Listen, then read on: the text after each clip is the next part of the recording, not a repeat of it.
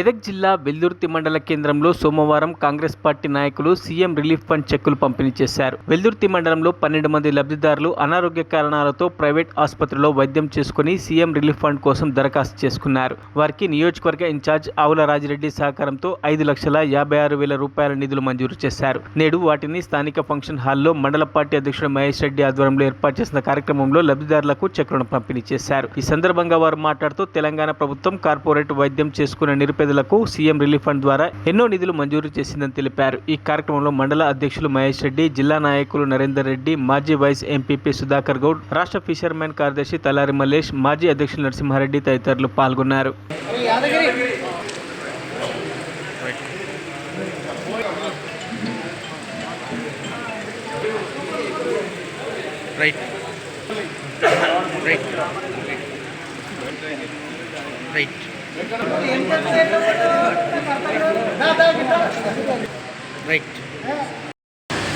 BC రిజర్వేషన్లు మరి SC categorisation విషయంలో పరోక్షంగా మరి రేవంత్ రెడ్డి గారి పాలనను ప్రశంసిస్తూ మరి బీసీల పట్ల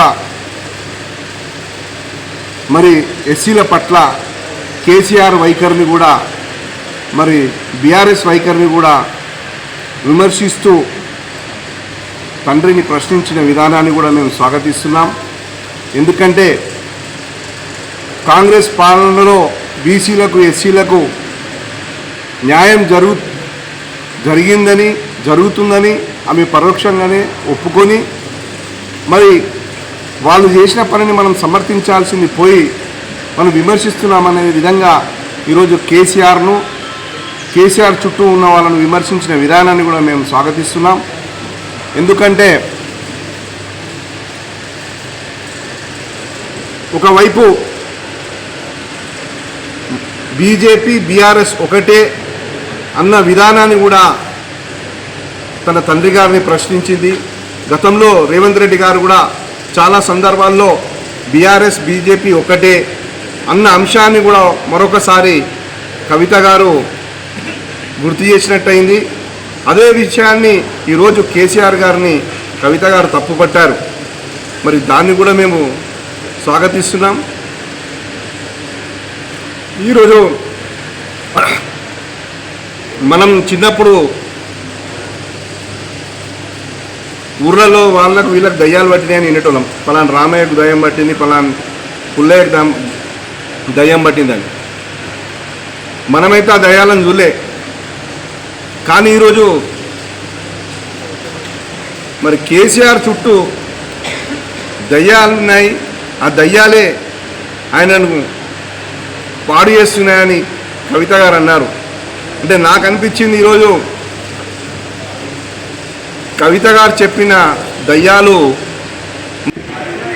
ఈరోజు వెల్దుర్తి మండలంలో ముఖ్యమంత్రి సహాయ నిధి కింద మరి 12 మంది లబ్ధిదారులకు చెక్కుల పంపిణీకి విచ్చేసినటువంటి పీసీసీ ప్రధాన కార్యదర్శి నర్సాపూర్ నియోజకవర్గ ఇన్ఛార్జ్ ఆవుల రాజిరెడ్డి గారికి మరియు ఇక్కడికి విచ్చేసిన లబ్ధిదారులకు మరియు నాయకులకు కార్యకర్తలకు అందరికీ హృదయపూర్వక నమస్కారం తెలియజేస్తూ ఉన్నాను.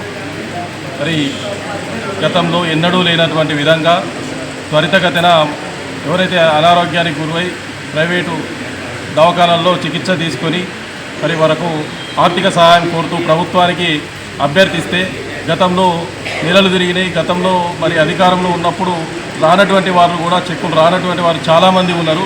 కానీ ఇప్పుడు మనం ఎప్పుడైతే మన ఫైల్ ఇచ్చిన 2 నెలల్లో త్వరితగతిన అందరి లబ్ధిదారులకు ప్రభుత్వం నుంచి ఆర్థిక సాయం అందుతూ ఉన్నది.